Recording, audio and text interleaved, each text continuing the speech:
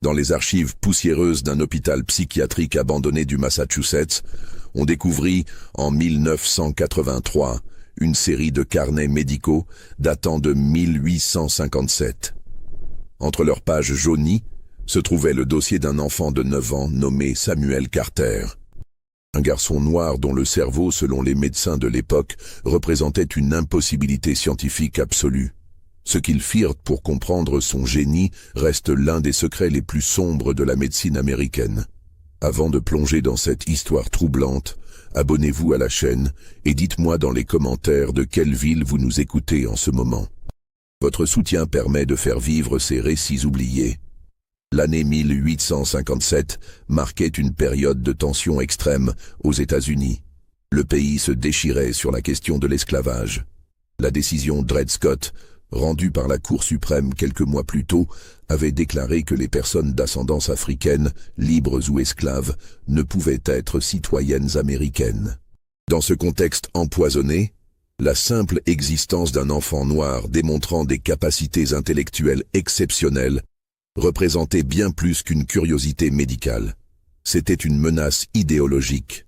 L'Institut médical de Boston, situé dans le quartier de Beacon Hill, était alors l'un des centres de recherche les plus prestigieux du pays.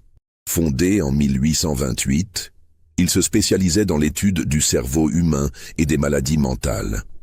Ses directeurs entretenaient des liens étroits avec les plus grandes universités européennes, notamment celles d'Édimbourg et de Berlin.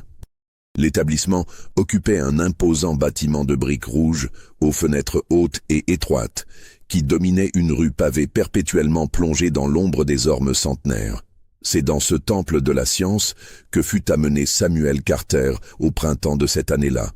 L'enfant avait été découvert 6 mois auparavant dans des circonstances que les documents officiels décrivaient avec une prudence remarquable.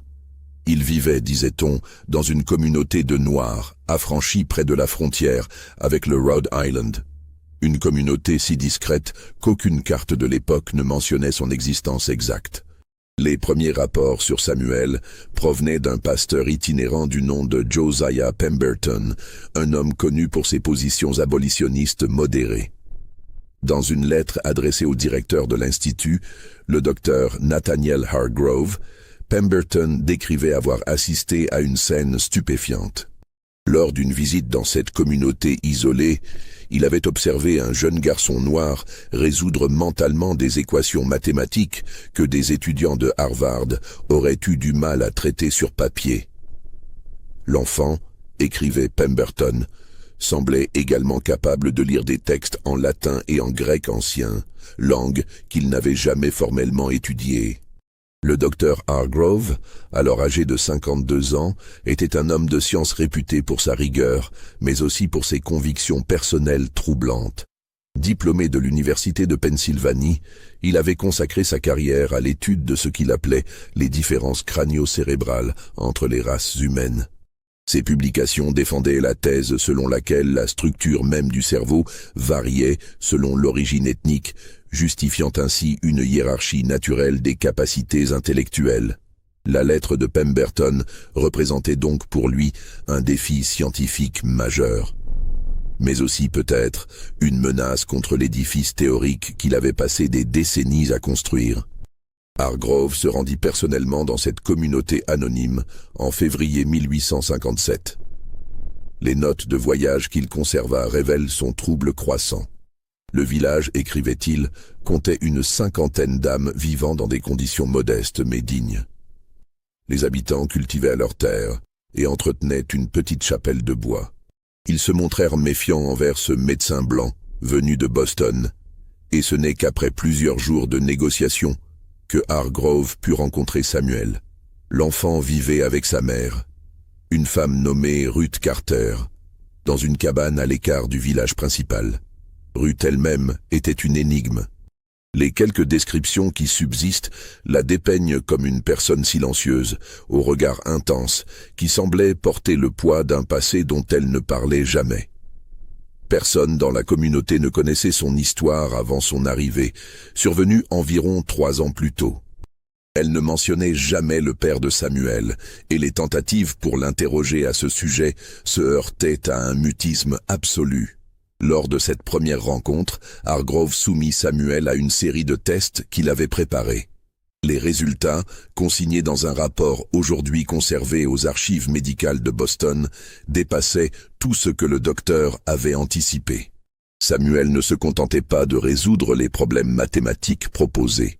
Il trouvait parfois des solutions alternatives plus élégantes que celles qu'Hargrove lui-même connaissait. Confronté à des textes en latin, l'enfant les traduisait avec aisance, ajoutant même des commentaires sur les subtilités grammaticales. Lorsqu'on lui présenta un traité de philosophie en grec, Samuel en discuta le contenu avec une compréhension qui stupéfia le médecin. Mais ce qui troubla le plus Hargrove, selon ses propres notes, c'était le regard de l'enfant. Samuel possédait des yeux d'un brun profond qui semblaient voir au-delà des apparences. Quand le docteur lui posait une question, l'enfant marquait toujours une pause avant de répondre, comme s'il évaluait non seulement la réponse appropriée, mais aussi les intentions cachées derrière l'interrogation. Cette maturité psychologique chez un garçon de 9 ans ajoutait une dimension inquiétante à ses capacités intellectuelles. Hargrove quitta la communauté avec une obsession naissante. De retour à Boston, il consulta ses collègues les plus proches, notamment le docteur Edmund Blackwell, spécialiste en neuroanatomie, et le docteur Charles Vandenberg, qui dirigeait le département de psychiatrie. Ensemble, ils élaborèrent un plan. Il fallait étudier Samuel de manière approfondie dans un environnement contrôlé. Il fallait comprendre la source de son intelligence exceptionnelle. Et surtout, il fallait documenter scientifiquement ce phénomène avant qu'il ne devienne public et ne cause des complications politiques imprévisibles. La question restait, comment convaincre Ruth Carter de confier son fils à l'Institut? Ce qui se passa ensuite demeure enveloppé d'une obscurité délibérée. Les documents officiels affirment que Ruth Carter accepta volontairement de placer Samuel sous l'observation médicale de l'Institut, moyennant une compensation financière généreuse et l'assurance que son fils recevrait la meilleure éducation possible. Un contrat fut signé le 15 mars 1857, stipulant que Samuel résiderait à l'Institut pour une période de 6 mois, durant laquelle il serait soumis à des examens médicaux, tout en bénéficiant d'un programme d'enseignement adapté à ses capacités. Mais une lettre découverte bien plus tard, écrite par le pasteur Pemberton à un collègue abolitionniste de Philadelphie, raconte une version différente des événements. Pemberton y décrivait avec amertume comment Ruth Carter avait été pressée d'accepter l'offre de Hargrove. Des menaces voilées auraient été proférées concernant le statut légal de la communauté, dont l'existence même violait certaines ordonnances locales. Des rumeurs circulaient également selon lesquelles Ruth pourrait être elle-même une esclave en fuite, malgré les papiers d'affranchissement qu'elle possédait. Dans le climat de terreur qui suivit la décision Dred Scott, de telles accusations, même sans fondement, pouvaient détruire une vie en quelques jours. Pemberton écrivait « J'ai vu le désespoir dans les yeux de cette mère quand elle a compris qu'elle n'avait pas le choix. Elle a serré Samuel contre elle pendant des heures avant de le laisser partir. L'enfant, lui, ne pleurait pas. Il regardait sa mère avec une expression qui me hante encore.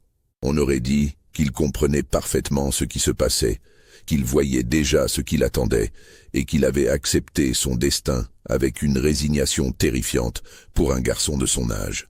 Samuel arriva à l'Institut médical de Boston le 18 mars 1857.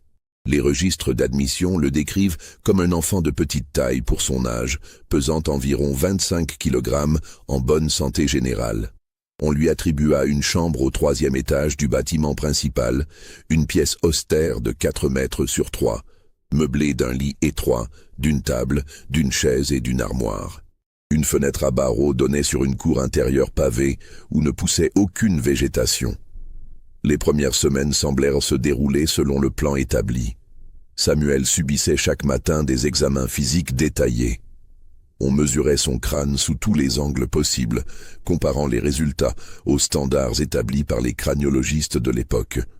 Les docteurs Hargrove, Blackwell et Vandenberg prenaient des notes exhaustives, cherchant dans la forme du crâne de l'enfant une explication à son intelligence exceptionnelle. Ils ne trouvèrent rien d'anormal. Les proportions du crâne de Samuel correspondaient parfaitement à celles d'un enfant ordinaire de son âge. Cette normalité anatomique déconcertait profondément Hargrove. Dans ses théories, une intelligence supérieure devait nécessairement se manifester par des caractéristiques physiques mesurables. Or, Samuel représentait une anomalie complète. Un enfant noir, dont le crâne ne présentait aucune particularité remarquable, mais qui démontrait des capacités intellectuelles dignes des plus grands esprits européens. Les après-midi étaient consacrés aux tests cognitifs. On présentait à Samuel des problèmes mathématiques de difficulté croissante, des textes à traduire dans diverses langues anciennes et modernes, des énigmes logiques, des questions de philosophie. Un professeur de Harvard, le docteur William Ashby, fut même invité à plusieurs reprises pour évaluer les connaissances de l'enfant. Ashby, initialement sceptique, repartit profondément troublé. Dans un rapport confidentiel à Hargrove, il écrivait que Samuel possédait une compréhension des mathématiques supérieure à celle de la plupart de ses propres étudiants, et que sa maîtrise du latin et du grec égalait celle d'un philologue confirmé. Mais ce qui intriguait le plus les médecins, c'était la manière dont Samuel apprenait. Il suffisait de lui présenter un nouveau concept une seule fois pour qu'il le maîtrise immédiatement. Plus troublant encore, il semblait capable d'établir des connexions entre des domaines de connaissances apparemment distincts, proposant des synthèses originales que même ses examinateurs n'avaient jamais envisagées.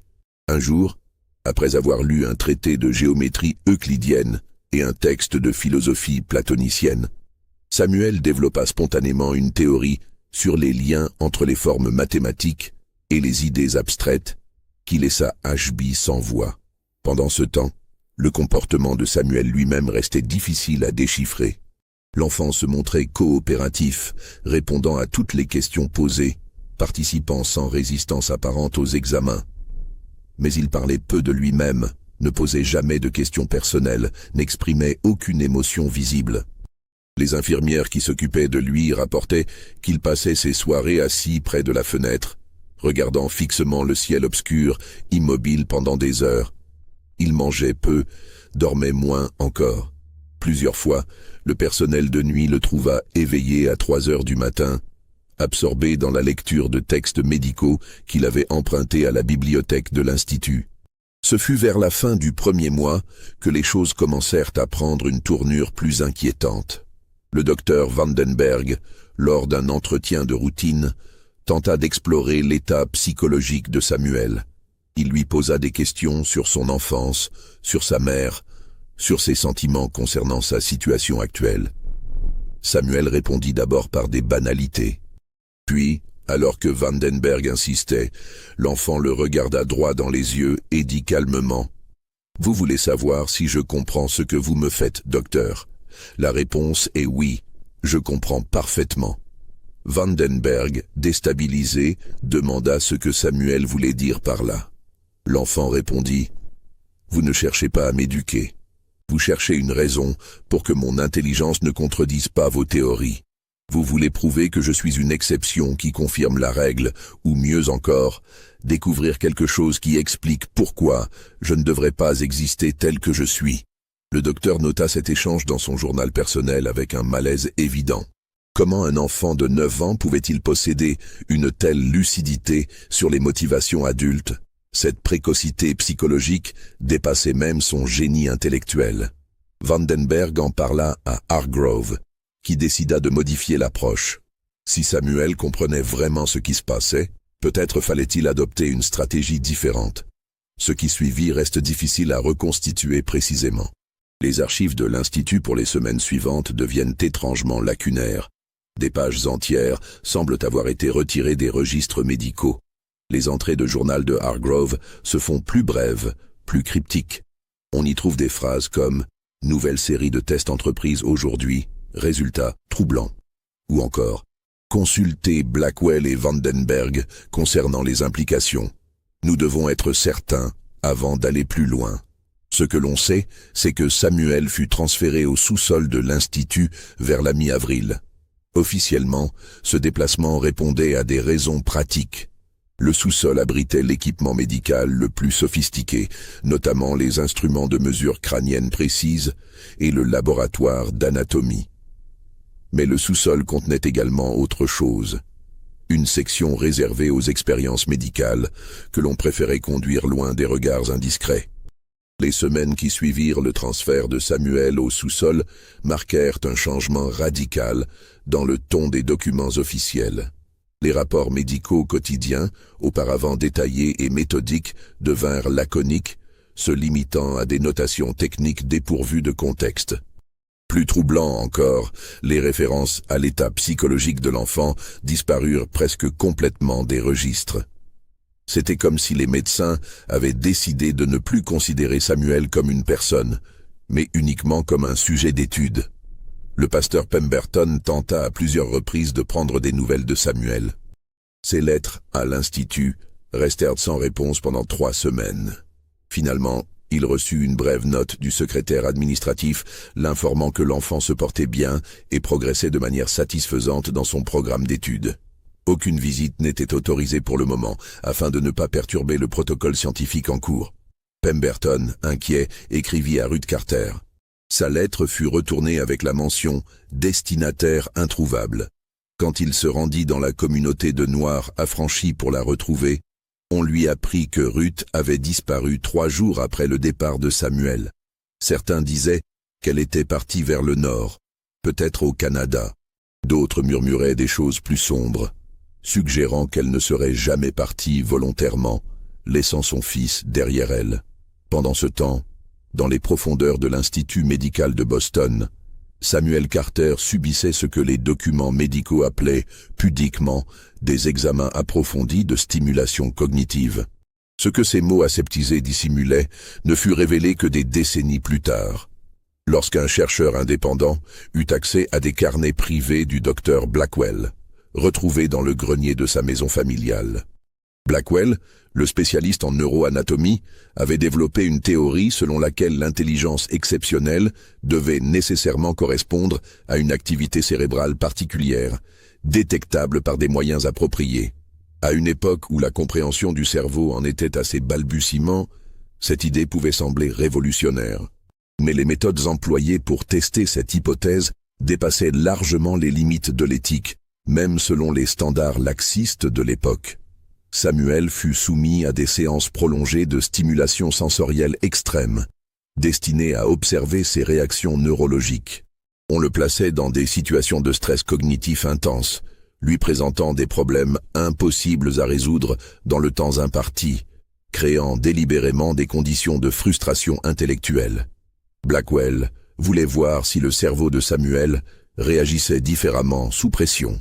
Les notes du médecin décrivent avec un détachement clinique glaçant comment l'enfant, même épuisé, même visiblement en détresse, continuait à chercher des solutions, incapable de se résigner à l'échec. Mais les expériences ne s'arrêtaient pas là. Le docteur Vandenberg, de son côté, entreprit une exploration systématique de la psyché de Samuel. Il utilisait des techniques d'interrogatoire psychologique que l'on qualifierait aujourd'hui de manipulation mentale. L'objectif était de comprendre comment l'esprit de Samuel traitait l'information, comment il construisait ses raisonnements, d'où venait sa capacité apparemment illimitée d'apprentissage. Vandenberg cherchait, selon ses propres mots, le mécanisme secret de ce cerveau extraordinaire. Les séances avec Vandenberg duraient parfois 6 ou 7 heures d'affilée. Samuel était maintenu éveillé, bombardé de questions, contraint de résoudre des énigmes philosophiques complexes, tout en répondant simultanément à des interrogatoires sur sa vie intérieure. Le médecin voulait pousser l'enfant jusqu'à son point de rupture mentale, convaincu que c'est dans l'effondrement psychologique que se révéleraient les vraies limites de son intelligence. Mais Samuel ne s'effondrait pas. Et c'était précisément ce qui terrifiait de plus en plus les médecins. L'enfant semblait posséder une résilience psychologique aussi remarquable que son intelligence. Même soumis à des conditions qui auraient brisé un adulte, il maintenait une sorte de calme intérieur troublant. Ses réponses restaient cohérentes, son raisonnement intact. Seuls ses yeux trahissaient quelque chose, une lueur que Vandenberg décrivait dans ses notes comme une compréhension qui va au-delà de ce qu'un enfant devrait savoir.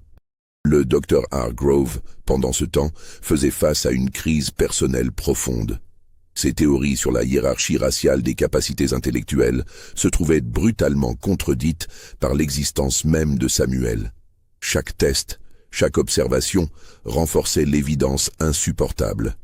Cet enfant noir possédait une intelligence qui surpassait celle de n'importe quel enfant blanc de son âge, et probablement celle de la plupart des adultes cultivés de l'époque.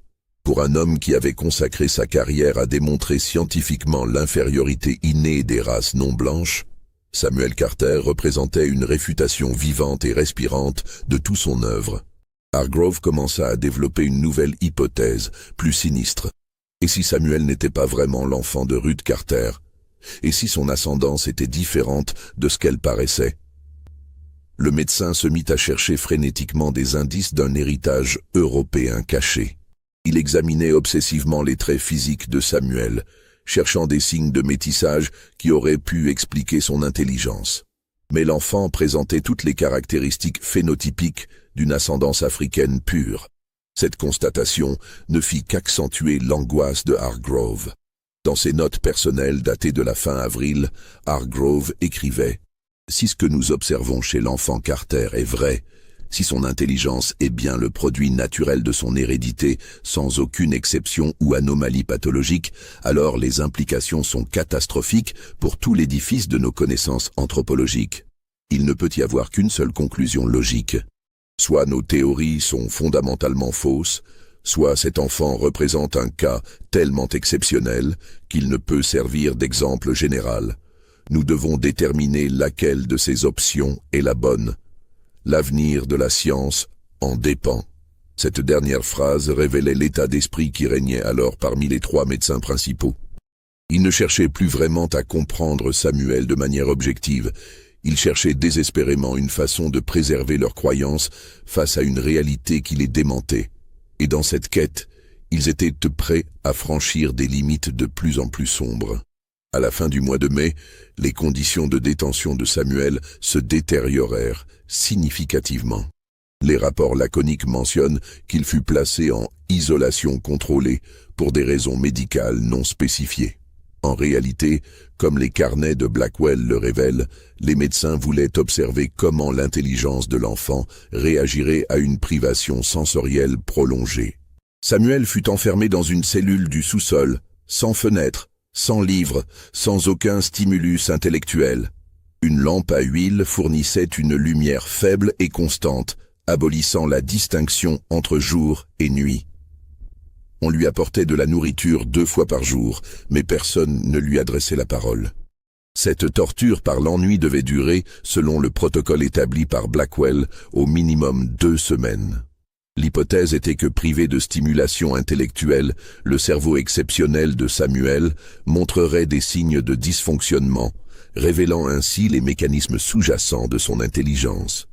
Peut-être commencerait-il à halluciner ou à développer des comportements obsessionnels compulsifs.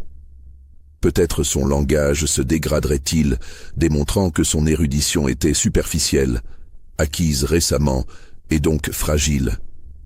Rien de tout cela ne se produisit. Quand Vandenberg rendait visite à Samuel 1 fois par jour pour évaluer son état mental, il trouvait l'enfant assis calmement sur son lit étroit, les mains posées sur les genoux, le regard fixé sur le mur de pierre nu. Samuel répondait poliment aux questions posées, démontrant que ses facultés intellectuelles restaient intactes. Mais il ne demandait rien, n'exprimait aucune plainte, ne montrait aucun signe de détresse psychologique apparente. C'était cette absence de réaction qui perturbait le plus Vandenberg. Un enfant normal, privé de stimulation et d'interaction, aurait dû montrer des signes clairs de souffrance psychologique. Samuel, lui, semblait s'être retiré dans un espace intérieur inaccessible, un refuge mental que les médecins ne pouvaient atteindre ni comprendre. Vandenberg écrivait dans son journal « Il y a quelque chose en lui que nous ne pouvons toucher. Plus nous essayons de pénétrer ses défenses psychologiques, plus il semble se retirer dans une forteresse invisible. C'est comme s'il avait construit un monde intérieur si riche et si complet qu'il pouvait y vivre indéfiniment, indépendamment des conditions extérieures. Cette capacité elle-même est extraordinaire et troublante. Pendant ce temps, à l'extérieur de l'Institut, des rumeurs commençaient à circuler. Le pasteur Pemberton n'avait pas abandonné ses recherches. Il contacta d'autres abolitionnistes, des médecins progressistes, des journalistes sympathiques à la cause. Des questions furent posées discrètement sur ce qui se passait vraiment derrière les murs de l'Institut médical de Boston. Hargrove en fut informé par un membre du conseil d'administration inquiet. La pression commençait à monter. Le 6 juin 1857, une réunion d'urgence eut lieu entre Hargrove, Blackwell et Vandenberg. Les notes de cette rencontre, retrouvées dans les archives de l'Institut, sont particulièrement révélatrices. Les trois hommes discutèrent de ce qu'ils appelaient le problème Carter. Ils avaient accumulé des mois de données, effectué des dizaines de tests, soumis l'enfant à des conditions d'observation exhaustives. Et pourtant, ils n'avaient toujours pas trouvé l'explication qu'ils cherchaient. Samuel restait une énigme complète, un défi à toute leur théorie. Pire encore, l'existence même de Samuel et les résultats de leurs recherches, s'ils étaient rendus publics, risquaient de causer un scandale majeur. Dans le climat politique explosif de l'époque, la preuve scientifique qu'un enfant noir pouvait posséder une intelligence égale ou supérieure à celle des Blancs aurait des conséquences imprévisibles. Certains abolitionnistes s'en serviraient comme arme rhétorique puissante. Les défenseurs de l'esclavage dénonceraient les recherches comme frauduleuses ou pire, accuseraient les médecins de trahison envers leur race. Hargrove proposa alors une solution qui fut consignée dans les minutes de la réunion avec une précision bureaucratique glaçante. Il suggéra que les recherches sur Samuel soient suspendues temporairement et que l'enfant soit transféré dans une institution plus appropriée à ses besoins spéciaux. Quant aux données recueillies, elles seraient archivées sous scellé jusqu'à ce qu'un moment plus propice permette leur publication. En termes clairs, Hargrove proposait de se débarrasser de Samuel et d'enterrer toute trace de ce qui s'était passé. Blackwell et Vandenberg acceptèrent cette proposition. Mais il restait une question pratique. Où envoyer Samuel? Il ne pouvait pas retourner dans sa communauté d'origine, car des questions embarrassantes seraient posées sur son état physique et psychologique. De plus, Ruth Carter restait introuvable. L'enfant était effectivement seul au monde, sans protection légale, sans famille identifiable. Il était, selon les termes cyniques employés dans les documents, entièrement à la disposition de l'Institut. La décision concernant le sort de Samuel fut prise le 10 juin 1857. Il serait transféré à l'asile Willowbrook pour aliénés, une institution située à environ 50 km de Boston, dans la campagne du Massachusetts. Willowbrook avait une réputation sinistre, même pour l'époque. Fondé en 1842, l'asile accueillait les cas psychiatriques les plus difficiles, ceux que les familles voulaient oublier et que la société préférait cacher. C'était un endroit d'où peu de patients sortaient jamais. Le choix de Willowbrook n'était pas fortuit. Le directeur de l'asile, le docteur Silas Pritchard, entretenait des liens professionnels étroits avec Hargrove. Les deux hommes partageaient non seulement des intérêts scientifiques communs, mais aussi certaines convictions idéologiques. Pritchard avait publié plusieurs articles défendant la théorie selon laquelle les maladies mentales affectaient différemment les races, avec des implications sur la capacité de chacune à participer pleinement à la civilisation.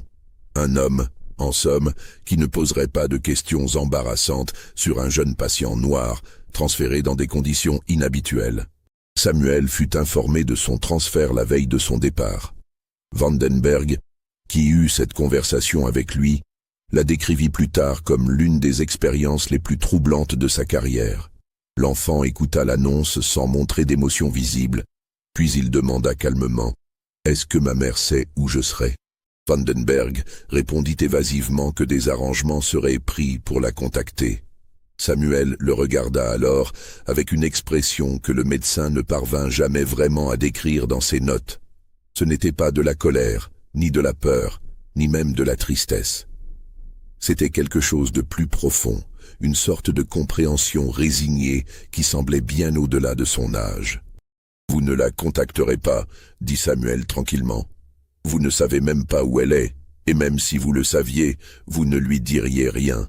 Parce que personne ne doit savoir ce que vous m'avez fait. N'est-ce pas, docteur Vandenberg ?» Le médecin ne répondit pas. Il quitta la cellule sans un mot supplémentaire. Cette nuit-là, Vandenberg écrivit dans son journal « L'enfant Carter possède une lucidité qui défie toute explication développementale normale. Il comprend les motivations adultes avec une clarté qui rendrait n'importe quel adulte mal à l'aise. Plus troublante encore, il semble avoir accepté son destin avec une sorte de fatalisme philosophique. Je ne peux m'empêcher de me demander ce qui se passe vraiment dans cet esprit extraordinaire. Nous l'avons étudié pendant des mois, et je réalise maintenant que nous ne l'avons jamais vraiment compris du tout. Le 12 juin au matin, un fourgon fermé arriva devant l'entrée de service de l'Institut. Samuel fut amené du sous-sol menotté, une précaution que les documents justifient par des protocoles de sécurité standards pour le transfert de patients. L'enfant portait des vêtements simples, propres mais usés. Il ne possédait aucun effet personnel, aucun souvenir, rien qui témoignât de son passage à l'Institut. Dans les registres officiels, Samuel Carter avait cessé d'exister. À sa place apparaissait une entrée administrative impersonnelle. Sujet numéro 17, transféré à Willowbrook pour observation psychiatrique prolongée. Le voyage jusqu'à Willowbrook dura environ 4 heures. Samuel resta silencieux pendant tout le trajet, assis entre deux gardiens dans l'obscurité du fourgon. Quand les portes s'ouvrirent enfin, il découvrit l'asile Willowbrook pour la première fois. C'était un complexe imposant de bâtiments de briques grises, entouré d'un mur d'enceinte haut de près de 4 mètres. Des barreaux épais protégeaient toutes les fenêtres. L'endroit ressemblait plus à une prison qu'à un hôpital. Une impression que les conditions intérieures ne feraient que confirmer. Samuel fut enregistré sous un faux nom. Samuel Johnson. Un nom délibérément banal qui ne risquait pas d'attirer l'attention. Son dossier médical, rédigé par Hargrove lui-même, le décrivait comme un garçon noir de 10 ans, 1 an de plus que son âge réel, souffrant de délire de grandeur intellectuelle et de comportements asociaux marqués. Le rapport suggérait que l'enfant croyait posséder des capacités mentales exceptionnelles, une illusion qu'il fallait corriger par un traitement approprié. En d'autres termes, le génie authentique de Samuel était reclassifié comme un symptôme de maladie mentale. Cette falsification délibérée du dossier médical servait un double objectif. D'une part, elle justifiait l'internement de Samuel dans un asile psychiatrique. D'autre part, elle garantissait que si quelqu'un s'intéressait un jour à ce patient, il interpréterait ses capacités intellectuelles réelles comme des manifestations pathologiques à supprimer, plutôt que comme des dons à cultiver. C'était en somme une condamnation à l'oubli soigneusement orchestrée. Les premières semaines de Samuel à Willowbrook furent marquées par une routine oppressante. L'asile fonctionnait selon un système rigide de contrôle et de punition. Les patients considérés comme difficiles étaient soumis à diverses formes de thérapie qui relevaient davantage de la torture que de la médecine. Samuel, initialement placé dans l'aile générale, observait tout cela avec son calme habituel, mais les autres patients remarquèrent vite qu'il était différent. Il y avait dans l'asile un homme nommé Thomas Whitfield, un ancien instituteur interné après une dépression nerveuse. Whitfield conservait des moments de lucidité durant lesquels il observait attentivement ce qui se passait autour de lui. Il fut l'un des premiers à remarquer l'étrangeté de Samuel. Dans des lettres qu'il parvint à faire sortir clandestinement de l'asile, Whitfield décrivait un jeune garçon noir dont l'intelligence et la maturité contrastent de façon absurde avec son placement ici. Il ne devrait pas être dans cet endroit. Il lit tout ce qu'il trouve, parle plusieurs langues et possède des connaissances qui surpassent celles de certains médecins de l'établissement. Pourtant, on le traite comme un dément. Ces lettres de Whitfield atteignirent finalement un groupe d'abolitionnistes de Boston qui commencèrent leur propre enquête discrète. Mais l'accès à Willowbrook était strictement contrôlé, et sans preuve tangible, il ne pouvait rien faire contre une institution respectée, dirigée par un médecin renommé comme Pritchard. Pendant ce temps, Samuel s'adaptait à sa nouvelle réalité avec une flexibilité troublante. Il comprit rapidement que manifester ouvertement son intelligence ne ferait qu'aggraver sa situation. Il apprit à dissimuler l'étendue de ses capacités, à paraître docile et conforme. Mais en privé, dans sa cellule, il continuait à penser, à analyser, à construire des raisonnements complexes dans le silence de son esprit. Les gardiens qui l'observaient par le Judas rapportaient qu'il passait des heures immobiles, les yeux fermés. Il pensait qu'il dormait ou qu'il sombrait dans une stupeur catatonique. En réalité, Samuel explorait les vastes territoires de son monde intérieur. Un incident révélateur survint à la fin du mois de juillet. Un jeune médecin assistant, le docteur James Holloway, récemment diplômé et idéaliste, fut affecté à l'aile où se trouvait Samuel. Holloway, contrairement à ses collègues plus âgés, prenait le temps de parler avec les patients, essayant de comprendre leur état plutôt que de se contenter de les contrôler. Lors d'une conversation avec Samuel, il fut stupéfait par la sophistication du langage de l'enfant et la cohérence de sa pensée. Holloway consulta le dossier médical et y trouva la mention de « délire de grandeur intellectuelle ». Intrigué, il décida de tester Samuel lui-même. Il apporta un livre de mathématiques avancées, du niveau universitaire, et demanda à Samuel de résoudre quelques problèmes. L'enfant hésita d'abord, se demandant visiblement s'il devait révéler ses véritables capacités. Puis, peut-être par besoin de connexion humaine ou par simple lassitude de se cacher, il résolut les problèmes, non seulement correctement, mais avec une rapidité et une élégance qui laissèrent Holloway abasourdi. Le jeune médecin alla voir Pritchard pour discuter du cas de Samuel Johnson. Il suggéra qu'il y avait manifestement une erreur dans le diagnostic, que cet enfant ne souffrait d'aucun délire, mais possédait au contraire une intelligence remarquable qui nécessitait éducation et stimulation, non enfermement. Pritchard écouta patiemment, puis expliqua à Holloway, avec une patience condescendante, que l'intelligence apparente de l'enfant était précisément la manifestation de sa pathologie. Certains patients, dit Pritchard, développaient des facultés compensatoires extraordinaires comme mécanisme de défense contre leur folie sous-jacente. Le traitement consistait à briser ces illusions, aussi impressionnantes soient-elles en surface. Holloway, troublé par cette explication qui lui semblait suspecte, tenta d'en savoir plus. Qui était vraiment cet enfant? Qui l'avait amené ici? Pritchard se fit évasif, mentionnant vaguement un transfert de Boston, des circonstances confidentielles, la nécessité de respecter la vie privée du patient et de sa famille. Quand Holloway insista, Pritchard mit fin à la conversation de façon abrupte, suggérant que le jeune médecin ferait mieux de se concentrer sur ses tâches assignées plutôt que de remettre en question des décisions prises par des praticiens plus expérimentés. Mais Holloway ne laissa pas tomber. Il commença à observer Samuel plus attentivement, à documenter ses capacités, à chercher discrètement des informations sur son origine. Il découvrit l'existence du pasteur Pemberton à travers les lettres de Whitfield et réussit à le contacter. Pemberton, toujours à la recherche de Samuel depuis des mois, fut soulagé d'apprendre où se trouvait l'enfant, mais horrifié par les conditions de son internement. Ensemble, Holloway et Pemberton commencèrent à élaborer un plan pour faire sortir Samuel de Willowbrook. Mais ils sous-estimaient les ressources et l'influence de Pritchard, ainsi que la détermination de Hargrove à garder toute l'affaire secrète. Quand Pritchard découvrit les actions de Holloway, il agit rapidement. Le jeune médecin fut renvoyé de Willowbrook sous prétexte d'insubordination et de violation des protocoles de confidentialité médicale. Sa réputation professionnelle fut compromise par des rumeurs soigneusement distillées sur son jugement clinique défaillant et son comportement inapproprié. L'expulsion de Holloway eut des conséquences immédiates pour Samuel.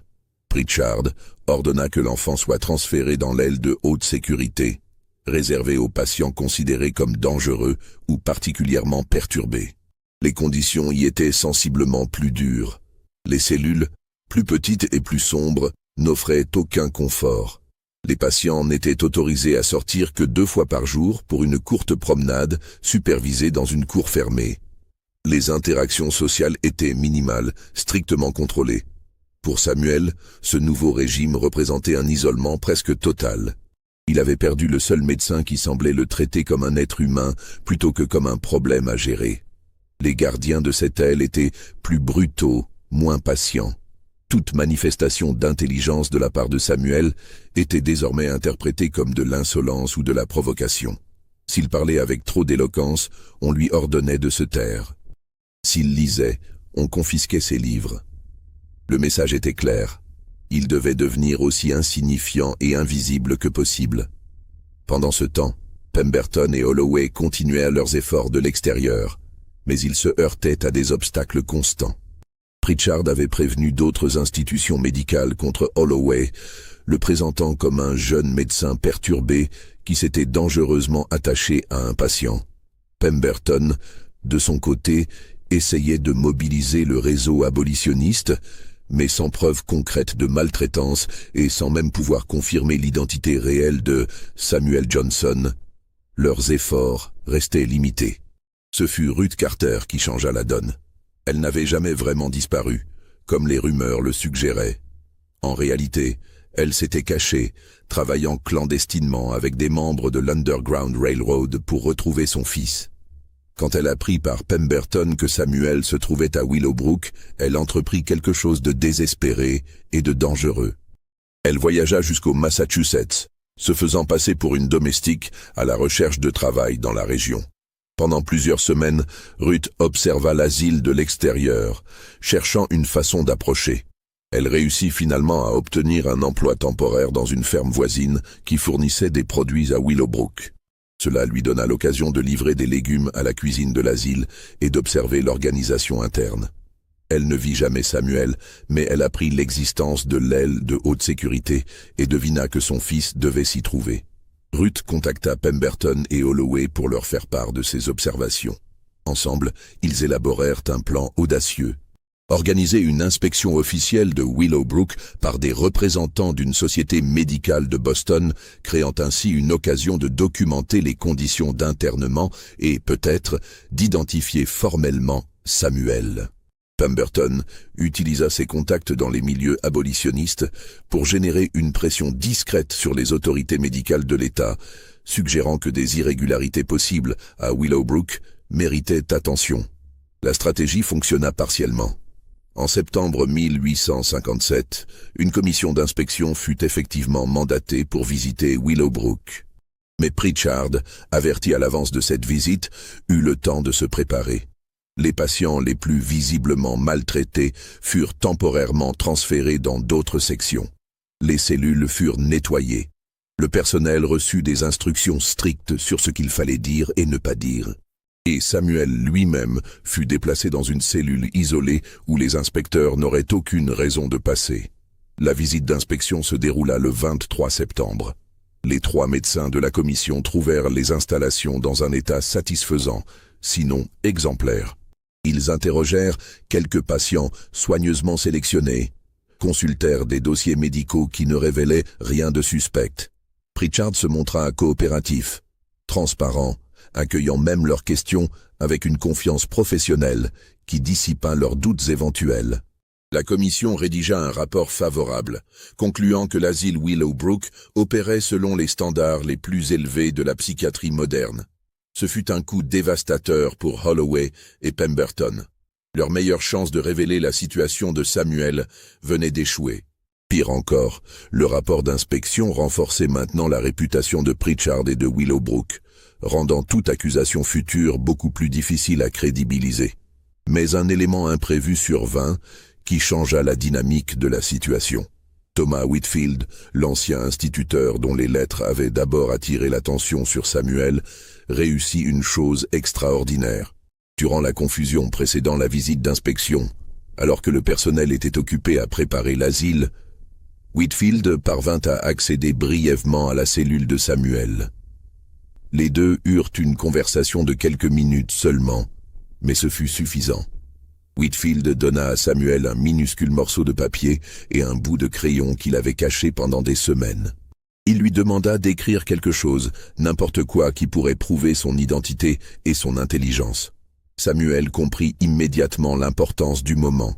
Sur ce fragment de papier pas plus grand qu'une carte de visite, il écrivit en latin « Cogito ergo sum in tenebris captus, Samuel Carter, filius Ruth, anno domini MDC CCLVO. Je pense donc je suis captif dans les ténèbres. Samuel Carter, fils de Ruth, an du Seigneur, 1857. » Au verso, il ajouta en grec ancien une phrase encore plus révélatrice. Ils cherchent à détruire ce qu'ils ne peuvent comprendre, mais la vérité survit à toutes les prisons. Puis en bas, une équation mathématique complexe qu'aucun enfant de 9 ans ne pourrait résoudre, suivie de sa solution élégante.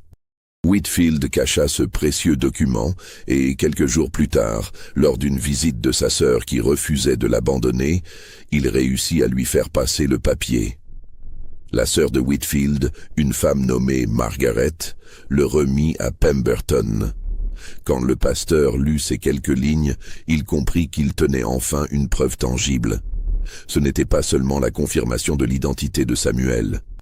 C'était la démonstration irréfutable de son intelligence extraordinaire, écrite de sa propre main. Pemberton fit immédiatement des copies du document et les distribua à plusieurs journalistes progressistes, à des membres éminents du mouvement abolitionniste et à des médecins qui n'étaient pas alignés avec Hargrove. Il contacta également Ruth pour lui montrer les mots écrits par son fils. Quand elle vit l'écriture de Samuel, elle pleura pour la première fois depuis des mois. Ces quelques phrases prouvaient que son fils, malgré tout ce qu'il avait enduré, restait lui-même. Son esprit n'avait pas été brisé. La diffusion de ce document créa enfin le scandale que Hargrove et Pritchard avaient réussi à éviter pendant des mois. Des articles commencèrent à paraître dans les journaux abolitionnistes, d'abord en termes prudents, posant des questions plutôt que faisant des accusations directes. Où était l'enfant prodige noir dont on murmurait l'existence? Pourquoi un garçon, apparemment sain d'esprit et exceptionnellement doué, se trouvait-il enfermé dans un asile psychiatrique? Quel traitement subissait-il exactement? Hargrove et Pritchard réagirent en niant catégoriquement ces allégations. Ils affirmèrent que le document était un faux, probablement créé par des abolitionnistes extrémistes cherchant à créer un scandale. Ils suggérèrent que si un patient nommé Samuel Johnson existait bien à Willowbrook, sa présence résultait de raisons médicales légitimes sans lien avec ces rumeurs fantaisistes. Ils rappelèrent leur réputation professionnelle irréprochable et menacèrent d'action en diffamation contre quiconque continuerait à propager ces mensonges. Mais l'opinion publique, du moins dans les cercles progressistes, commençait à basculer. Trop d'éléments concordaient pour que tout soit pure invention. L'existence de Samuel Carter était attestée par plusieurs témoins fiables. Sa disparition de l'Institut médical de Boston restait inexpliquée. Et maintenant, ce document écrit dans des langues anciennes, avec une maîtrise qui ne pouvait être falsifiée, créait une présomption forte que quelque chose de profondément troublant se déroulait. En octobre 1857, un avocat abolitionniste de Boston, Elijah Crane, accepta de représenter Ruth Carter et d'intenter une action légale pour obtenir la libération de Samuel. C'était une démarche extraordinairement risquée. Dans le contexte post-Dred Scott, les droits légaux d'une femme noire, même affranchis, étaient extrêmement limités. De plus, défier des institutions médicales respectées avec le soutien de médecins éminents semblait une bataille perdue d'avance. Mais Crane était déterminé. Il prépara soigneusement son dossier, rassemblant tous les témoignages disponibles, les documents, les lettres. Il réussit même à obtenir un affidavit du docteur Holloway détaillant ce qu'il avait observé à Willowbrook. Le jeune médecin, sa carrière déjà ruinée, décida qu'il n'avait plus rien à perdre et tout à gagner en disant la vérité. La requête légale fut déposée le 3 novembre 1857 devant un tribunal du Massachusetts, demandant un habeas corpus pour Samuel Carter, aussi connu sous le nom de Samuel Johnson, détenu illégalement à l'asile Willowbrook. Le juge assigné à l'affaire, l'honorable Marcus Pembroke, était connu pour ses vues conservatrices, mais aussi pour son attachement strict aux procédures légales. Il ordonna une audience préliminaire pour examiner les mérites de la requête. Cette audience était prévue pour le 30 novembre. Pendant les 3 semaines qui précédèrent cette date, une bataille intense se déroula dans les coulisses. Hargrove et Pritchard mobilisèrent toutes leurs connexions politiques et professionnelles pour faire rejeter la requête. Ils arguaient que l'interférence judiciaire dans des décisions médicales établissait un précédent dangereux. Ils présentaient Crane comme un agitateur radical, utilisant un cas inventé pour promouvoir un agenda politique. De leur côté, Crane et ses alliés rassemblaient des soutiens. Des médecins progressistes signèrent des pétitions questionnant les pratiques de Willowbrook. Des pasteurs prononcèrent des sermons sur la justice et la dignité humaine. Des articles de journaux multipliaient la pression publique. Ruth Carter elle-même, dans une lettre ouverte publiée par un journal abolitionniste, raconta son histoire avec une dignité et une éloquence qui touchèrent beaucoup de lecteurs. À Willowbrook, Samuel ignorait tout de cette bataille menée en son nom. Son quotidien consistait en une routine oppressante d'isolement et de monotonie. Mais il y avait en lui une flamme qui ne s'éteignait pas. Dans le silence de sa cellule, il continuait à penser, à construire des théories mathématiques complexes qu'il gardait en mémoire, faute de pouvoir les écrire. Il mémorisait des passages entiers des quelques livres auxquels il avait eu accès. Il organisait mentalement tout ce qu'il avait appris en système cohérent de connaissances. Son esprit restait actif, vigile, invaincu. Un gardien, plus humain que les autres, remarqua cette résistance mentale de Samuel. Il s'appelait Patrick O'Brien, un immigré irlandais qui avait lui-même connu la pauvreté et la discrimination.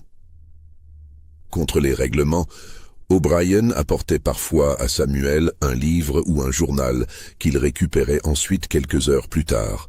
Ces gestes de gentillesse, bien que mineurs, représentaient pour Samuel des fenêtres précieuses vers le monde extérieur, des rappels qu'il n'était pas complètement oublié. L'audience préliminaire du 30 novembre 1857 attira une foule inhabituelle pour une procédure judiciaire technique. Les abolitionnistes, les curieux, les journalistes remplissaient la salle d'audience. À l'extérieur, des manifestants des 2 camps brandissaient des pancartes et scandaient des slogans. L'affaire Carter était devenue un symbole de débat beaucoup plus large sur la race, la science et la justice. Le juge Pembroke ouvrit l'audience en rappelant sèchement que la Cour s'intéressait uniquement aux faits légaux, non aux opinions politiques. Il demanda à Crane de présenter les bases de sa requête. L'avocat le fit avec une précision remarquable, établissant d'abord l'identité de Samuel Carter, son placement initial à l'Institut médical de Boston, puis son transfert inexpliqué à Willowbrook sous une fausse identité. Il présenta le document écrit par Samuel comme preuve de ses capacités mentales, faisant témoigner des linguistes qui confirmèrent l'authenticité et la sophistication des phrases en latin et en grec. Crane appela ensuite plusieurs témoins. Le pasteur Pemberton raconta comment il avait découvert Samuel et comment l'enfant avait été emmené de sa communauté. Le docteur Holloway décrivit ce qu'il avait observé à Willowbrook et pourquoi il croyait que Samuel était interné à tort. Margaret Whitfield, la sœur de l'instituteur, expliqua comment le document de Samuel était parvenu jusqu'à elle. Ruth Carter elle-même témoigna avec une dignité bouleversante de l'intelligence exceptionnelle de son fils et de son angoisse de le savoir enfermé. La défense, menée par un avocat expérimenté engagé par les administrateurs de Willowbrook, adopta une stratégie différente. Plutôt que de nier les faits, elle les réinterprétait. Oui, Samuel Carter possédait des capacités intellectuelles remarquables. Mais précisément, ces capacités extraordinaires chez un enfant si jeune constituaient une forme d'anomalie développementale nécessitant une intervention médicale.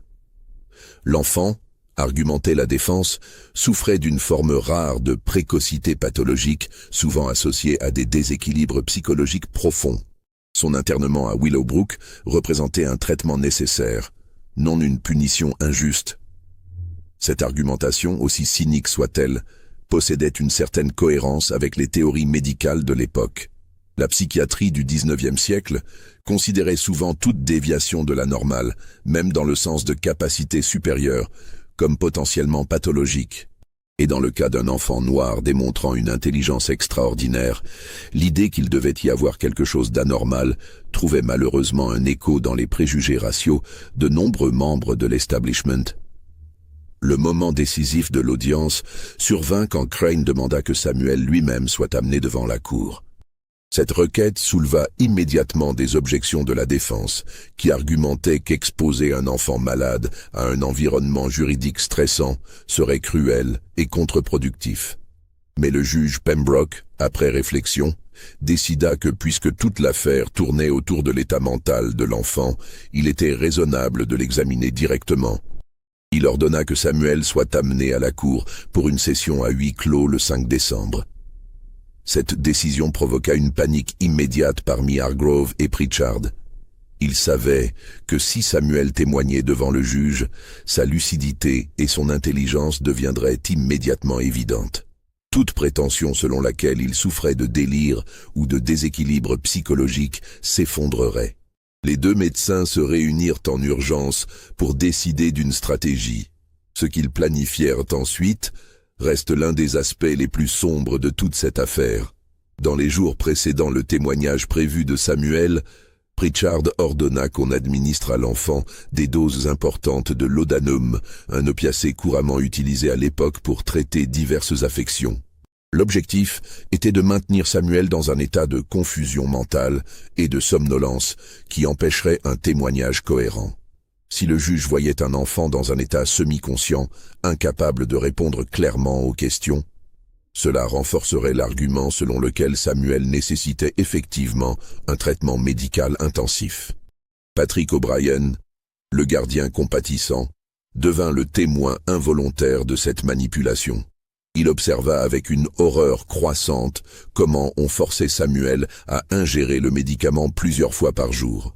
L'enfant, d'habitude si alerte et présent, malgré son environnement oppressant, commença à montrer des signes de sédation profonde.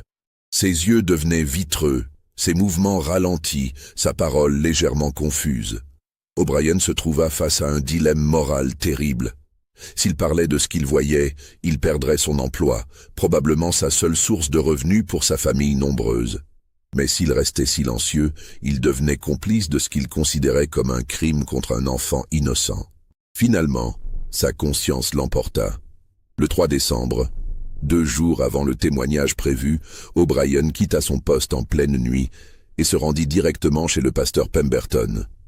Ce qu'O'Brien révéla à Pemberton confirma les pires craintes de ce dernier. L'enfant était délibérément drogué pour saboter son témoignage. Pemberton contacta immédiatement Crane, qui rédigea une requête d'urgence demandant que Samuel soit retiré de la garde de Willowbrook immédiatement et placé sous protection médicale neutre jusqu'à son témoignage. Cette requête fut déposée à la cour le 4 décembre, accompagnée d'un affidavit détaillé d'O'Brien.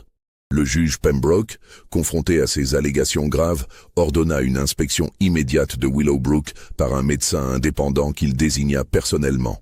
Le docteur Henry Caldwell, un praticien respecté sans affiliation à aucune des parties, se rendit à l'asile le matin du 5 décembre. Il examina Samuel et constata effectivement que l'enfant présentait tous les signes d'une sédation médicamenteuse récente et importante. Caldwell rédigea un rapport cinglant condamnant cette pratique et recommandant le retrait immédiat de Samuel de Willowbrook. Sur la base de ce rapport, le juge Pembroke prit une décision extraordinaire. Il ordonna la libération immédiate de Samuel Carter de l'asile Willowbrook et son placement temporaire sous la garde du docteur Caldwell lui-même, en attendant une résolution finale de l'affaire. De plus, il ordonna une enquête complète sur les pratiques médicales de l'asile et sur les circonstances du transfert initial de Samuel depuis l'Institut médical de Boston. La nouvelle se répandit rapidement. Les abolitionnistes célébrèrent cette décision comme une victoire majeure. Les défenseurs de l'ordre médical établi la dénoncèrent comme une intrusion dangereuse de l'autorité judiciaire dans le domaine de la science. Les journaux publiaient des articles passionnés des deux côtés. L'affaire Carter était devenue un point de ralliement pour des débats qui dépassaient largement le sort d'un seul enfant. Samuel fut transféré de Willowbrook le 6 décembre 1857. Quand Ruth le vit pour la première fois après 8 mois de séparation, elle faillit ne pas le reconnaître. L'enfant avait maigri, ses yeux portaient une ombre nouvelle. Mais quand il la vit, quelque chose changea dans son expression. Pour la première fois depuis des mois, il sourit. C'était un sourire faible, bref, mais authentique. Il murmura simplement « Mère ». Ruth le prit dans ses bras et pleura. Samuel, lui, resta étrangement calme. Il caressa doucement les cheveux de sa mère et lui dit en français « Ne pleure pas, je vais bien ». Ils n'ont pas pu détruire ce qui compte vraiment. Cette phrase, prononcée dans une langue que Ruth ne savait pas que son fils connaissait, la surprit et la réconforta simultanément. Son Samuel était toujours là, intact dans l'essentiel. Les semaines qui suivirent la libération de Samuel furent marquées par une intense agitation juridique et politique. L'enquête ordonnée par le juge Pembroke révéla progressivement l'ampleur de ce qui s'était passé. Des témoins sortirent de l'ombre, des documents furent exhumés, des pratiques douteuses de Willowbrook furent exposées. Pritchard fut forcé de démissionner de son poste. Hargrove, bien que jamais formellement accusé de quoi que ce soit, vit sa réputation sérieusement ternie. Mais la vérité complète ne fut jamais pleinement révélée au public. Les détails les plus sombres des expériences menées sur Samuel à l'Institut médical de Boston furent enterrés dans des archives scellées. Les médecins impliqués invoquèrent le secret médical et la confidentialité des recherches scientifiques. Une forme de compromis tacite s'établit. On admettait que des erreurs de jugement avaient été commises, que Samuel aurait dû être traité différemment, mais on évitait soigneusement de caractériser ses actions comme criminelles ou même profondément contraires à l'éthique. Cette demi-justice laissa un goût amer à beaucoup de ceux qui avaient lutté pour Samuel. Pemberton, Holloway, Crane, tous comprenaient qu'une révélation complète des faits aurait soulevé des questions trop dérangeantes sur la nature même de la science médicale américaine de l'époque et sur ses liens profonds avec l'idéologie raciale. Les institutions préféraient un scandale contenu et une réforme superficielle à une remise en question fondamentale. Samuel, pendant ce temps, restait sous la garde du docteur Caldwell, qui s'était attaché à cet enfant extraordinaire. Caldwell évalua l'état physique et psychologique de Samuel avec minutie. Il constata que malgré les épreuves endurées, l'enfant ne montrait pas de signes de traumatisme psychologique profond, du moins pas de manière évidente. Samuel parlait peu de ce qu'il avait vécu.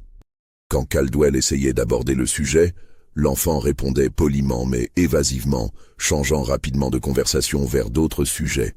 Ce qui frappait Caldwell, c'était la maturité émotionnelle de Samuel. À 9 ans, cet enfant possédait une capacité à compartimenter ses expériences, à protéger son monde intérieur d'une manière qui semblait bien au-delà de son âge. Caldwell nota dans son journal « Samuel a développé des mécanismes de défense psychologique d'une sophistication remarquable.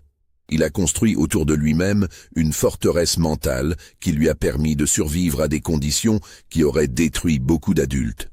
Mais je me demande quel sera le coût à long terme de cette stratégie de survie. Peut-on vraiment traverser de telles épreuves à un âge si tendre sans emporter les cicatrices invisibles ?» En janvier 1858, une décision fut finalement prise concernant l'avenir de Samuel. Ruth, désormais officiellement reconnue comme sa tutrice légale, reçut l'aide financière d'un fonds établi par des abolitionnistes pour l'éducation de son fils. Un arrangement fut conclu avec un collège Quaker de Philadelphie, une institution connue pour ses valeurs progressistes et son opposition à l'esclavage. Samuel y serait admis comme pensionnaire, recevant une éducation appropriée à ses capacités extraordinaires dans un environnement sûr et respectueux.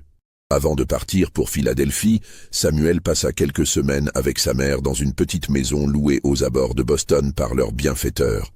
Ce furent des jours étranges, empreints à la fois de joie pour leur retrouvaille et d'une mélancolie diffuse liée à tout ce qui s'était passé.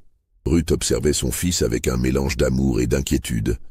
Il était différent de l'enfant qu'elle avait connu, plus silencieux, plus renfermé, mais aussi d'une certaine manière plus fort, comme s'il avait été trempé dans un feu qui avait durci quelque chose en lui. Un soir, alors qu'ils étaient assis près de la cheminée, Ruth posa à Samuel une question qui la hantait depuis des mois. « Est-ce que tu peux me pardonner de t'avoir laissé partir ?» Samuel la regarda avec ses yeux profonds et répondit « Il n'y a rien à pardonner, mère. Tu n'avais pas le choix. Il t'aurait détruite, détruit notre communauté. J'ai compris ça dès le début. Ce qui s'est passé n'est pas ta faute. C'est le monde tel qu'il est. » Cette réponse, empreinte d'une compréhension bien au-delà de ses années, brisa le cœur de Ruth.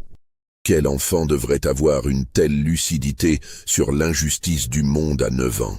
Mais en même temps, elle y reconnut la force extraordinaire de son fils, cette capacité qu'il avait de voir la réalité clairement, sans se laisser détruire par elle. Samuel partit pour Philadelphie en février 1858.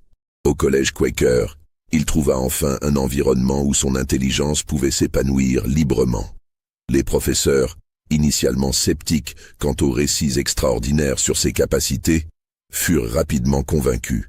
Samuel progressait avec une rapidité stupéfiante, maîtrisant en quelques mois des matières qui prenaient normalement des années. À 14 ans, il avait atteint le niveau d'un étudiant universitaire dans la plupart des domaines. À 16 ans, il donnait lui-même des cours de mathématiques et de langues anciennes aux étudiants plus âgés. Mais Samuel restait une énigme pour ceux qui le côtoyaient. Il était aimable, courtois, toujours prêt à aider ses camarades. Pourtant, personne ne pouvait prétendre vraiment le connaître. Il ne parlait jamais de son passé, ne formait pas d'amitié profonde, gardait une distance polie avec tous. Un de ses professeurs écrivit « Samuel Carter est le jeune homme le plus intelligent que j'ai jamais rencontré, et aussi le plus solitaire.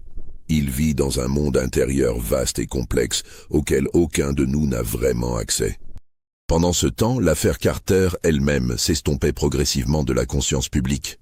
D'autres scandales, d'autres crises occupèrent l'attention. La guerre civile approchait, jetant son ombre sur toutes les autres préoccupations. L'histoire de cet enfant noir extraordinaire devint une note en bas de page dans des chroniques médicales, une anecdote dans les débats sur la race et l'intelligence, un cas curieux rapidement oublié par la plupart. Les protagonistes de cette histoire suivirent des chemins variés. Le docteur Hargrove continua à publier, mais ses théories raciales furent de plus en plus contestées par une nouvelle génération de scientifiques. Il mourut en 1866, amer et largement oublié. Le docteur Pritchard disparut de la scène médicale après son départ forcé de Willowbrook, finissant sa carrière comme médecin de campagne dans un village isolé. Le docteur Holloway, sa réputation professionnelle ruinée, devint néanmoins un activiste médical respecté, luttant pour des réformes dans le traitement des malades mentaux.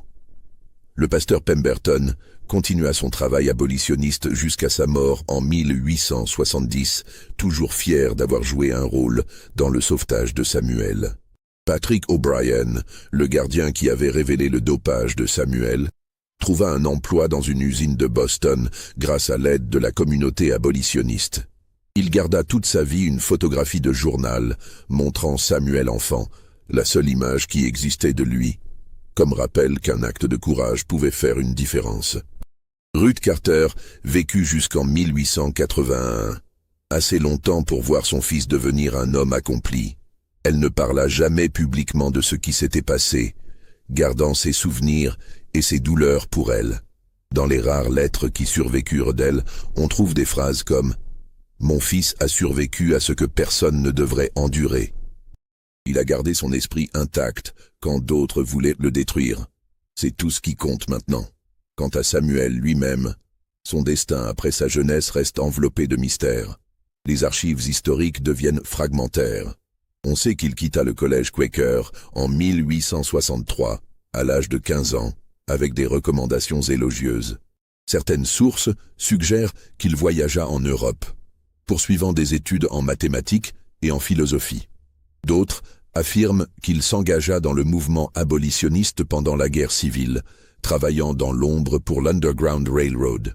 Une lettre intrigante, découverte dans les archives d'une université parisienne en 1925, mentionne un étudiant noir américain extraordinairement doué, arrivé à Paris en 1866, qui aurait impressionné les mathématiciens français les plus éminents.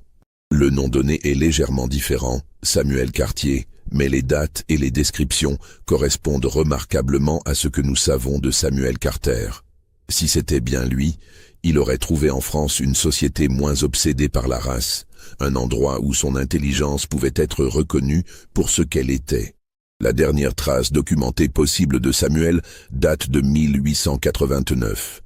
Un professeur de mathématiques retraité, vivant dans le sud de la France, décéda cette année-là à l'âge de 41 ans. Son nom était Samuel Cartier. Ses papiers personnels furent détruits selon ses instructions testamentaires. Les quelques collègues qui le connaissaient le décrivaient comme un homme brillant mais distant, qui parlait rarement de son passé et qui semblait porter un poids invisible. Était-ce lui? Impossible de le confirmer avec certitude. L'Institut médical de Boston continua d'opérer jusqu'au début du XXe siècle, quand il fut absorbé par une institution plus grande.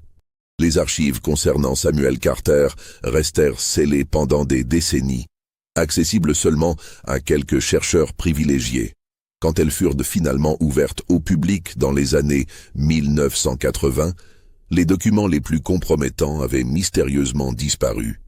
Ce qui restait suffisait néanmoins à reconstituer les grandes lignes de l'histoire, mais sans les détails les plus sombres. L'asile Willowbrook ferma ses portes en 1912, après des décennies de scandales et de controverses. Le bâtiment fut abandonné, puis démoli dans les années 1950. Aujourd'hui, un petit parc occupe l'emplacement, avec aucune plaque, aucun monument pour rappeler ce qui s'y passa autrefois. Les gens promènent leurs chiens sur un terrain qui ne garde aucune mémoire visible des souffrances endurées en son sein. Il existe cependant un héritage moins tangible, mais peut-être plus important. L'affaire Samuel Carter, bien qu'oubliée par le grand public, influença discrètement certains débats médicaux et éthiques des décennies suivantes. Des médecins réformateurs la citèrent dans leurs arguments pour une plus grande supervision des institutions psychiatriques. Des abolitionnistes s'en servirent comme exemple des horreurs produites par une société construite sur la hiérarchie raciale. Des éthiciens l'utilisèrent pour discuter des limites de l'expérimentation médicale et du consentement. Mais au-delà de ces influences indirectes, l'histoire de Samuel Carter pose des questions qui résonnent encore aujourd'hui. Combien d'autres enfants extraordinaires furent détruits ou perdus parce qu'ils ne correspondaient pas aux attentes et aux préjugés de leur époque? Combien de génies potentiels furent étouffés non par manque de capacité, mais par les barrières systématiques d'une société qui ne pouvait accepter leur existence? Et que nous dit cette histoire sur la manière dont la science elle-même peut être corrompue quand elle sert des idéologies plutôt que la vérité? Samuel Carter, cet enfant qui possédait peut-être l'un des esprits les plus remarquables du XIXe siècle, ne laissa aucune œuvre majeure, aucune découverte portant son nom, aucun héritage intellectuel facilement identifiable. Ce que le monde perdit en le maltraitant ainsi reste incalculable et invisible. On ne peut que spéculer sur ce qu'il aurait pu accomplir dans une société différente, à une époque différente où son intelligence aurait été nourrie plutôt que réprimée. Les derniers mots de cette histoire appartiennent peut-être à Samuel lui-même. Dans une lettre écrite au pasteur Pemberton en 1865, quelques années après avoir quitté le collège Quaker, le jeune homme de 17 ans réfléchissait à son expérience. Vous me demandez si je garde de l'amertume pour ce qui m'est arrivé. La réponse est compliquée. Je ne peux pas dire que je ne ressens aucune colère. Comment le pourrais-je? On a volé une partie de mon enfance. On m'a traité comme un objet d'étude plutôt que comme un être humain. On a essayé de détruire ce qui faisait de moi qui je suis. Mais j'ai aussi appris quelque chose d'important à travers ces épreuves. J'ai appris que l'esprit humain possède une force qu'on ne peut briser de l'extérieur. Il contrôlait mon corps, mon environnement, mes interactions avec le monde, mais mon monde intérieur, mes pensées, ma capacité à raisonner et à comprendre. Cela restait à moi. C'était ma forteresse, mon refuge, ma liberté ultime. J'ai aussi compris que la vraie bataille n'est pas seulement contre les préjugés individuels de certains hommes comme Hargrove ou Pritchard. C'est contre des systèmes entiers de croyances, des structures de pouvoir qui ont besoin de ces préjugés pour se maintenir. Changer cela prendra bien plus que prouver l'intelligence d'un seul enfant noir. Cela nécessitera de transformer la société elle-même. Est-ce que j'ai pardonné? Je ne sais pas si le pardon est le bon mot. J'ai accepté que ce qui s'est passé fait partie de qui je suis maintenant. Je porte ces expériences en moi, non comme des blessures ouvertes, mais comme des cicatrices qui témoignent de ma survie. Et je m'engage à utiliser tout ce que je suis, tout ce que j'ai appris, pour contribuer à un monde où aucun autre enfant ne devra endurer ce que j'ai vécu. La connaissance, révérend Pemberton, survit à toutes les prisons. La vérité persiste malgré ceux qui tentent de la supprimer. Et l'esprit humain, quand il refuse d'être brisé, peut transcender même les circonstances les plus sombres. C'est ce que j'ai appris, c'est ce que je garde. Cette lettre, conservée dans les archives personnelles de Pemberton et découverte bien après sa mort, offre un aperçu rare de l'esprit de Samuel Carter adulte. Elle révèle un jeune homme qui avait transformé son trauma en philosophie, sa douleur en détermination, sa souffrance en une compréhension profonde de la nature humaine et sociale. Mais elle soulève aussi une dernière question troublante. Si Samuel possédait vraiment cette clarté, cette maturité, cette force extraordinaire, pourquoi disparut-il ensuite si complètement des archives historiques? Choisit-il délibérément l'anonymat, préférant vivre discrètement plutôt que de devenir un symbole que d'autres exploiteraient? Ou y eut-il d'autres obstacles, d'autres discriminations, d'autres circonstances qui l'empêchèrent de réaliser pleinement son potentiel extraordinaire? Nous ne le saurons probablement jamais. L'histoire de Samuel Carter reste incomplète, frustrante dans son manque de résolution claire. Et peut-être est-ce approprié. Peut-être que cette histoire ne devrait pas avoir une fin nette et satisfaisante. Peut-être devrait-elle rester ouverte, inachevée, comme un rappel de toutes les histoires similaires qui n'ont jamais été racontées, de tous les génies perdus dont nous ne connaîtrons jamais les noms. Ce qui est certain, c'est que Samuel Carter exista. Un enfant noir d'une intelligence extraordinaire vécu en 1857, dans une Amérique qui ne pouvait accepter son existence. Il survécut à des épreuves qui auraient brisé la plupart des adultes. Il garda son esprit intact face à ceux qui voulaient le détruire. Et quelque part, dans les plis de l'histoire, il vécut une vie dont nous ne connaissons que les fragments les plus sombres. Son histoire nous hante précisément parce qu'elle semble si plausible. Rien dans ce récit ne sort du domaine du possible historique. La science médicale du XIXe siècle commettait régulièrement des atrocités au nom du progrès. Les institutions psychiatriques servaient souvent de prison pour les indésirables. La société américaine d'avant la guerre civile construisait des édifices théoriques entiers pour justifier l'injustifiable. Dans ce contexte, un enfant noir extraordinaire représentait effectivement une menace qu'il fallait neutraliser. Alors, que pensez-vous de cette histoire? Samuel Carter a-t-il vraiment existé? Ces événements se sont-ils réellement produits dans les ombres de l'histoire médicale américaine? Dites-moi dans les commentaires ce que vous en pensez. Si cette histoire vous a touché, ému ou fait réfléchir, abonnez-vous à la chaîne et partagez cette vidéo avec ceux qui apprécient les mystères historiques. Parfois, les histoires les plus troublantes sont celles qui auraient pu être vraies, ou qui l'ont été.